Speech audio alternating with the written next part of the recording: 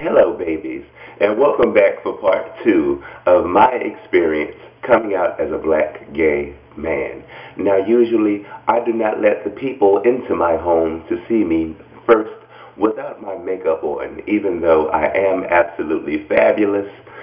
And I also do not allow people to get this uninhibited and compromising view of me without the makeup and all the controversy that surrounds me in Inquirer magazine and those other magazines that you may sometimes read. I don't know why I just said that. But I am a diva. Thank you. I need a tissue, please. I don't know why I'm acting so stupid. So I had left off telling you about what it was like when I came out. And one more time. I very rarely let people into my home. Okay? I travel the world singing every night. I'm a diva. Okay? No, but my coming out experience as a black gay man,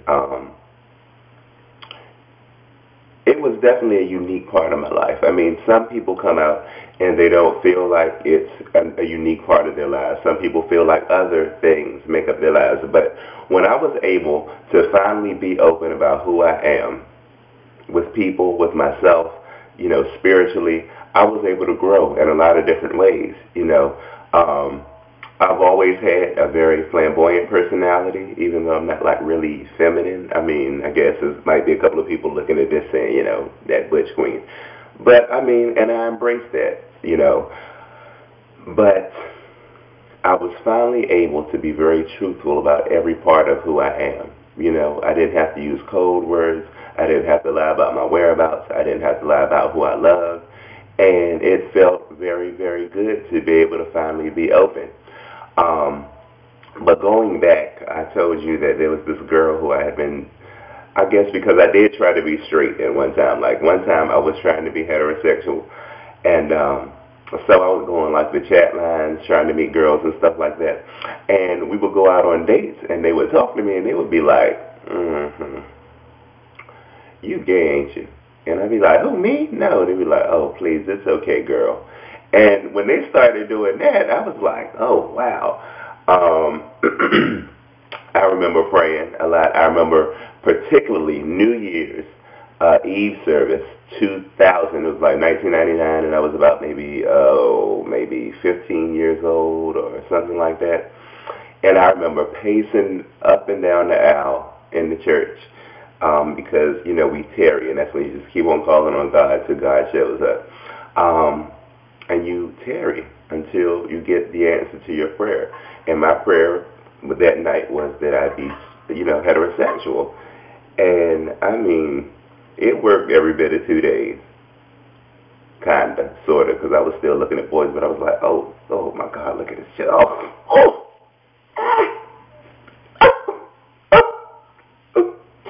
And then finally, I was just like, hey, this is who I am.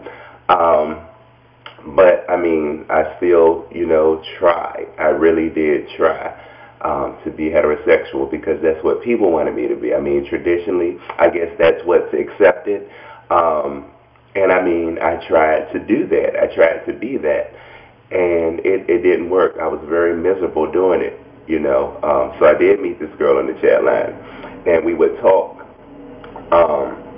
We would have these 2 and 3 hour conversations, and we would, tell each other our personal stories and things that were on our mind, and we had got really, really close. And one particular night, she called me and told me that she'd met this guy, and they met and they had sex, and she got pregnant by him, and she was about 2 or 3 months pregnant. Mind you, her and I had been knowing each other for maybe 8 or 9 months, so she was trying to get at me first, but I was like, I don't want none of that. And she got pregnant by him, so she called me and told me, and she was like, I don't feel like you're being honest with me about everything. And I was like, well, what is it that I'm not being honest with you about? And she was like, tell me this. If a naked woman stood in front of you and a naked man, and she just emphasized on all the details about him with dreadlocks and a goatee and muscles and all this stuff stood in front of you, who would you take? And I was like, whew, whew, man, I would take the man. And she was like, I knew it. I knew you was gay. And I was like, wow. And then she called my mother and told my mother. And it was some years because my mother thought it was just a passing phase. And then when she kept coming in my room late at night and would hear me on the phone with boys and stuff like that, because she got so bad, she would take the phone from me and listen. And then finally I fell in love with this boy. We were together for almost 2 years.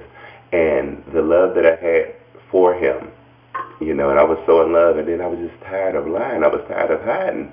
And one night, I think I was kind of high because I just picked up some really negative habits, like I was smoking and drinking and stuff. And I got really, really, like, just stoned and went home and told my mother. And she was like, I knew ever since you were little, she was like, I was hoping that you would change. But, I mean, I know since she was little, and I thought it would be easy coming out to her because my mother did makeup, Mary Kay, and she always had gay men around her. I mean, she's a diva, the little firecracker she is. And she wasn't going for it because at the same time, we were a very, you know, religious family.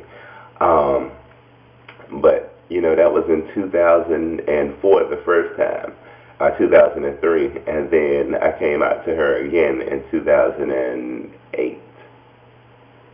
And I've been living fully out, like completely, like everybody. I mean, I have been living partially out, like with my foot hanging out the closet, like in '07. But I finally broke down and told her in '08. So completely, it's been about 2.5 years, and I'm happy. You know, a lot of people say that gay people are miserable and that type of thing, which is not true. We face a lot of the same things that heterosexuals face in life and other people face, you know, along with our own personal trials as gay people. But I definitely would disagree with that. And coming out is definitely a really hard process. I mean, you know, and most of the time when people do come out of the closet, it is because, you know, they've taken some time to think about it. They definitely put deep thought into it. And trust me, like, I don't know if you're thinking about coming out or if you just came out or if you have somebody in your house who may come out to you soon or someone in your life who may come out to you soon. But if they come out to you, embrace them. Okay, because it is not easy. And personally, to tell you the truth, if I had a choice now, if I had a choice about my sexuality, I definitely would not have chosen gay. I mean, don't get me wrong, I love being gay, but I mean, socially, spiritually, you know, in a lot of different ways, it would probably be easier, you know. So, I mean, embrace them. They definitely need to be embraced. And these are some more things that I will be talking about in the next videos. Please subscribe. I love you, and I'll talk to you soon. Bye, babies.